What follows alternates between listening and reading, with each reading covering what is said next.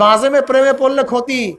যুবকরা, আমার ছাত্রীরা এবং যারা আছেন বড় পরকীয়া প্রেমের মধ্যে পড়ছেন, হারামের মধ্যে পড়ছেন, খসরাত দুনিয়া ওয়াল আখিরা, আপনার দুনিয়া বরবাদ আখিরাত বরবাদ, কিচ্ছু না, সব ধোঁকা।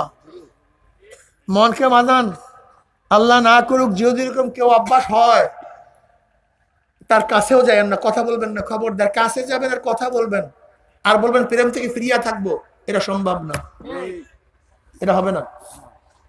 যদি ফিরতে চান, বাঁচতে চান, তার কাছেও যাবেন না, সোজা হিসাব। হয়তো ভাগেন এলাকার থেকে, মোবাইল ভেঙে ফেলেন, তার কাছেও যাবেন না। কিন্তু কাছেও যাবেন আর বলবেন আমি ফিরিয়া থাকবো, জীবনও হবে না। দেখো, অবৈধ প্রেমের মধ্যে কয়েকটা ক্ষতি, অনেকগুলি ক্ষতি।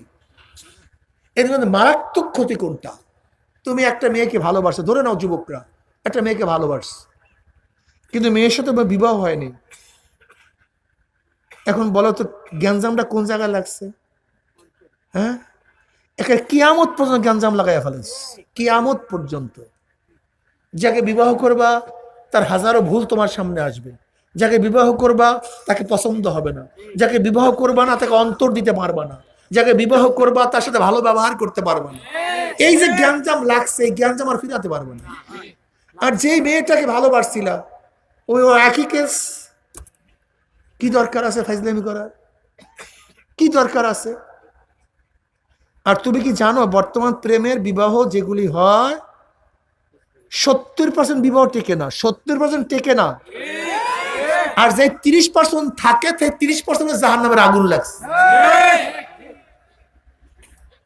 এর কারণটা কি বলতো? এর বহুত কারণ, এই ব্যাখ্যা আমি যাবো না, দার্শনিক বহুত কারণ আছে। শুধু একটা কারণ বলি, বিবাহের আগে সবসময় ছেলেটা থেকে মেয়ের প্রতি ঝুঁকা। ওই সারা রাত্র দাঁড়ায় থাকে, ঘরের কানে দাঁড়ায় থাকে, অমুক জায়গায় দাঁড়ায় থাকে, মেয়ে যা বলে তাই শোনে, মেয়ে যা আদেশ করে তাই সে শোনে। কথা ঠিক না?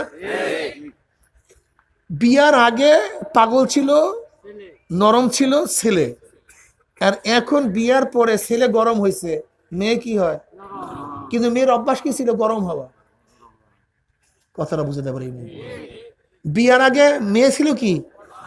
ছেলে ছিল। এখন বিয়ার পরে মেয়ে, সে অভ্যস্ত ছিল গরমের উপরে নরমের উপরে, সে তো গরমের উপরে অভ্যস্ত।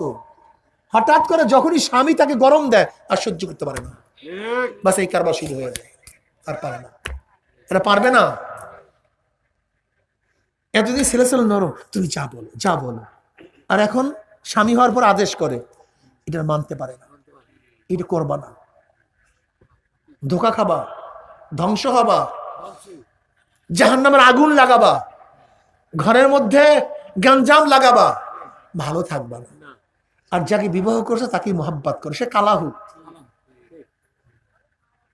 সে দুর্বল হোক, নয়তো যদি মহাব্বত না করো, তুমি নিজের আগুন নিজে লাগাইছ। সারাদিন খ্যাট খ্যাট খ্যাট খ্যাট, লাভটা কি? গট গট গট কার ফায়দাটা কি বলো? ফালাম্মা রাআইতু শাইবা লাহা বিয়াদুহু বিমিরফাকিস রাসি কুলতু লিশাইবি মারহাবা। এক কবি যখন আয়না দেখছে, হঠাৎ দেখে চুল এখানে পাকিয়ে গেছে। জুয়ান থেকে যখন বুড়া হয়ে যায়, মন খারাপ লাগে না ভালো লাগে? কথা কয় না। কাঁচা দাড়ি যখন পাকিয়ে যায়, ভালো লাগে না খারাপ লাগে? তো হঠাৎ আয়না দেখে যে আমি বুড়া হয়ে গেছি। এখন উনি চিন্তা করে, আমি যদি আফসোস করি, খারাপ নিজেকে খারাপ মনে করি, দুর্বল ভাবি, আমার বার্ধক্য কি যাবে? না, বার্ধক্য তো যাবে না, আমি তো আর জোয়ান হতে পারবো না। এখন কবি বলতেছে, যেহেতু বার্ধক্যটা যাবেই না, জোয়ান হওয়া সম্ভবই না, তাই যে আফসোস করে লাভটা কি? ওয়েলকাম, তুমি আসছো, ঠিকই করছো, ওয়েলকাম, ঠিকই করছো, তোমাকে মারহাবা। যেই জিনিস তুমি ফিরাতেই পারবা না, সেটাকে মারহাবা জানাও। যে জিনিস হয়ে গেছে, মারহাবা জানাও, শান্তি পাবা। কিন্তু সারাদিন গেল, পাইলাম না, অশান্তি, জাহান্নামের আগুন লাগাবে। কথাটা বুঝাতে পারি?